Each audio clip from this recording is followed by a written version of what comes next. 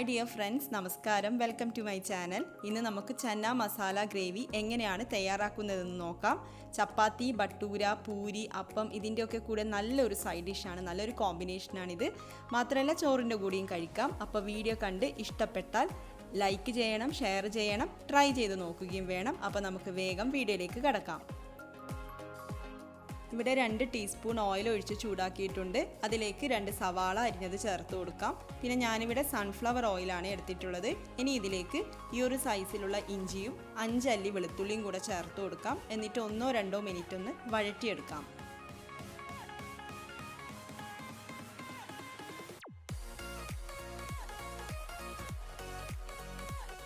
ഇനി ഇതിലേക്ക് കുറച്ച് പൊടികൾ ചേർക്കാനുണ്ട്. അപ്പോൾ ആദ്യം നമുക്ക് മഞ്ഞൾപ്പൊടി ചേർത്ത് കൊടുക്കാം. 1/2 ടീസ്പൂൺ മഞ്ഞൾപ്പൊടി ചേർത്തിട്ട് അതിൻ്റെ റോസ് സ്മെല്ല് മാറുന്നത് വരെ ഒന്ന് വഴറ്റിയെടുക്കാം. ഇനി ഇതിലേക്ക് 1 ടീസ്പൂൺ കുരുമുളക് പൊടി ചേർത്ത് കൊടുക്കാം. 1 ടീസ്പൂൺ ഗരം മസാല ചേർത്ത് കൊടുക്കാം. മല്ലിപ്പൊടി ചേർത്ത് കൊടുക്കാം 2 ടീസ്പൂൺ. അതുപോലെ മുളക് പൊടി ചേർത്ത് കൊടുക്കാം 2 ടീസ്പൂൺ. ഇനി ഞാൻ ചേർത്ത് കൊടുക്കുന്നത് ചന്ന മസാല പൗഡറാണ്. അപ്പോൾ ഇതെൻ്റെ കയ്യിലുള്ളതുകൊണ്ട് മാത്രം ചേർത്തതാണ്. അപ്പോൾ നിങ്ങളുടെ കയ്യിലില്ലെങ്കിൽ ചേർത്ത് കൊടുക്കേണ്ട. നിങ്ങളുടെ കയ്യിൽ ഡ്രൈ മാംഗോ പൗഡർ ഉണ്ടെങ്കിൽ അത് ഈ സമയം ചേർത്ത് കൊടുക്കാം. ഇനി ഒന്നും ചേർത്ത് കൊടുത്തില്ലെങ്കിലും കുഴപ്പമൊന്നുമില്ല. അപ്പോൾ പൊടികളൊക്കെ ചേർത്തിട്ട് നന്നായിട്ടൊന്ന് വഴറ്റിയെടുക്കാം. പിന്നെ ഓയിൽ വളരെ കുറച്ചാണല്ലോ എടുത്തിട്ടുള്ളത്. അതുകൊണ്ട് തന്നെ പൊടികൾ ചേർത്ത് വഴറ്റുമ്പോൾ ചിലപ്പോൾ പൊടികൾ കരിഞ്ഞു പോകാൻ സാധ്യതയുണ്ട്. അതുകൊണ്ട് കുറച്ച് വെള്ളം കൂടി ഒന്ന് ഒഴിച്ചിട്ട് ഒന്ന് പൊടികളുടെ റോസ് സ്മെല്ല് മാറുന്നത് വരെ വഴറ്റിയെടുക്കാം.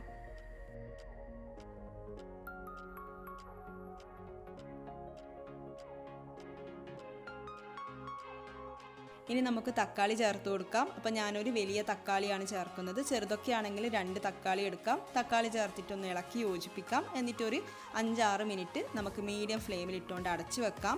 പിന്നെ ഇതൊക്കെ അരച്ചെടുക്കാനാണ് പോകുന്നത്. അതുകൊണ്ട് തന്നെ തക്കാളിയും ഉള്ളിയും ഇഞ്ചിയും ഒന്നും ചെറുതായിട്ട് അരിയേണ്ട ആവശ്യമൊന്നുമില്ല. നമുക്കിഷ്ടമുള്ള പോലെ അരിഞ്ഞെടുക്കാം. ഈ ഒരു മസാല ഇവിടെ റെഡി ആയിട്ടുണ്ട്. ഇനി നമുക്ക് ഫ്ലെയിം ഓഫ് ചെയ്ത് കൊടുക്കാം. എന്നിട്ട് ചൂടാറുന്നത് വരെ ഒന്ന് വെയിറ്റ് ചെയ്യാം. ചൂടാറിക്കഴിഞ്ഞാൽ നമുക്കിതൊന്ന് അരച്ചെടുക്കാം.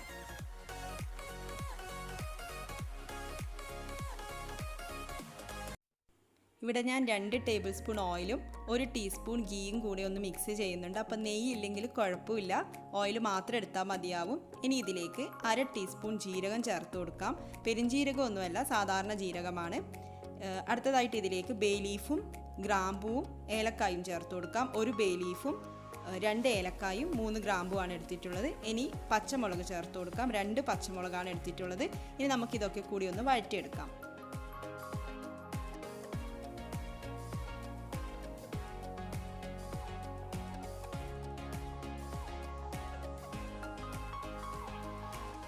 ഇത് സവാളയും തക്കാളിയും ഒക്കെ അരച്ചെടുത്തതാണ്. അപ്പോൾ നമുക്ക് ഈ പേസ്റ്റ് ഇനി ഇതിലേക്ക് ചേർത്ത് കൊടുക്കാം. എന്നിട്ട് നന്നായിട്ട് മിക്സ് ചെയ്ത് കൊടുക്കണം.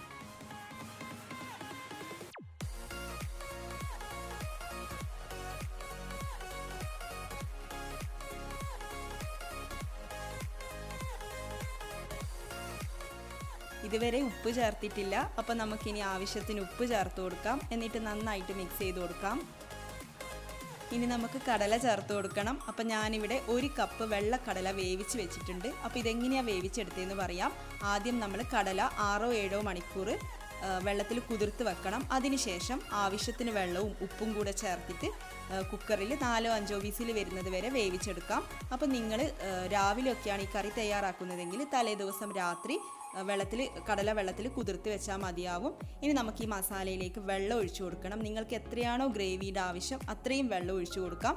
വെള്ളം ഒഴിക്കുമ്പോൾ ചൂടുവെള്ളം തന്നെ ഒഴിക്കണം. എന്നിട്ട് നന്നായിട്ടൊന്ന് മിക്സ് ചെയ്തിട്ട് വീണ്ടും ഒരു 10 മിനിറ്റ് അടച്ചു വെക്കാം. 10 മിനിറ്റിന് ശേഷം തുറന്നു നോക്കാം. കറി ഇപ്പം നന്നായിട്ട് തിളച്ചുകൊണ്ടിരിക്കുന്നുണ്ട്, കുറുകി വന്നിട്ടുമുണ്ട്. ഇനി നമുക്കിതിലേക്ക് പഞ്ചസാര ചേർത്ത് കൊടുക്കാം. സ്ഥിരം ഞാൻ ചേർക്കുന്ന പോലെ ഒരു 1/4 ടീസ്പൂണോ 1/2 ടീസ്പൂണോ പഞ്ചസാര ചേർത്ത് കൊടുക്കാം. ഇത് കസൂരി മേത്തിയാണ്, ഇത് ഓപ്ഷണലാണ്. നിങ്ങളുടെ കയ്യിലുണ്ടെങ്കിൽ മാത്രം ചേർത്താൽ മതിയാകും.